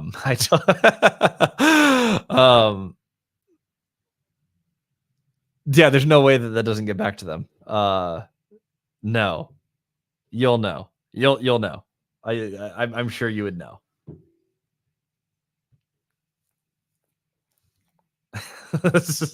Sorry. Do you know anyone who buys multifamily in OKC? Cody almost did.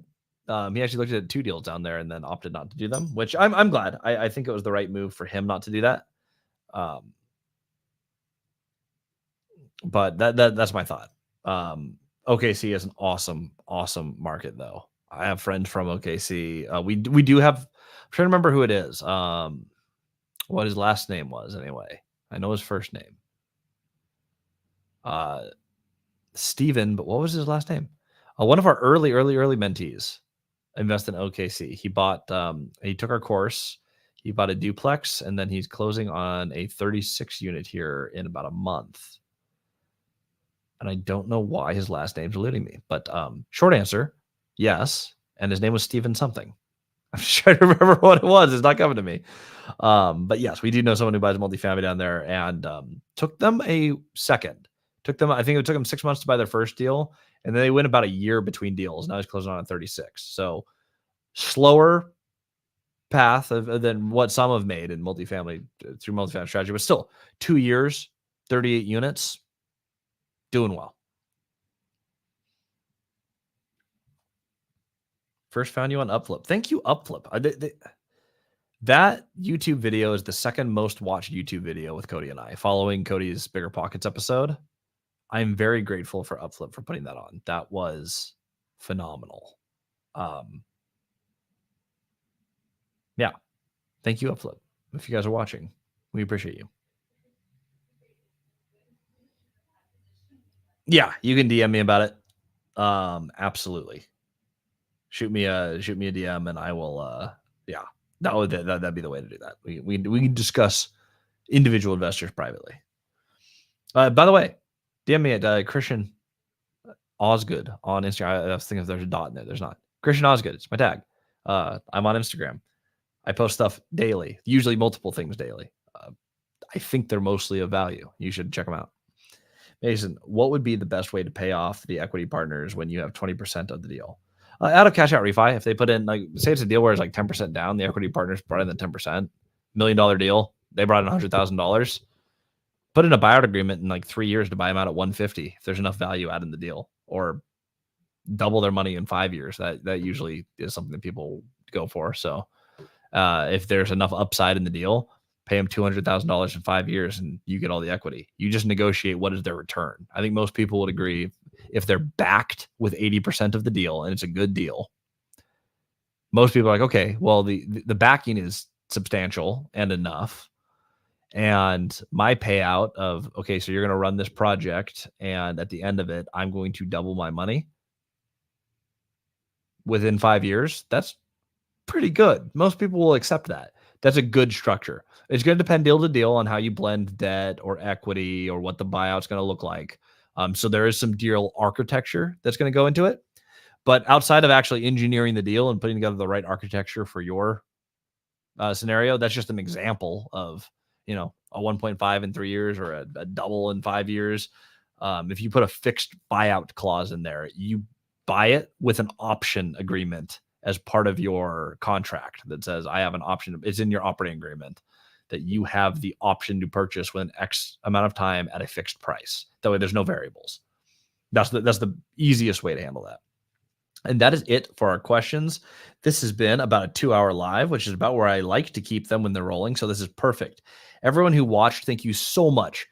Being live and asking the questions keeps this channel live and engaged, and I appreciate everyone being here a ton. If you haven't yet, like, subscribe, share with a friend. We do this every Wednesday at 3. Next week, I'll be going live from New York, so we'll probably be only on YouTube, so that I can go mobile from New York. So we'll be live from New York next week on Just Multifamily Strategy YouTube. Week after that, we're back to going live on all platforms. I appreciate everyone. We'll see you all on the next episode.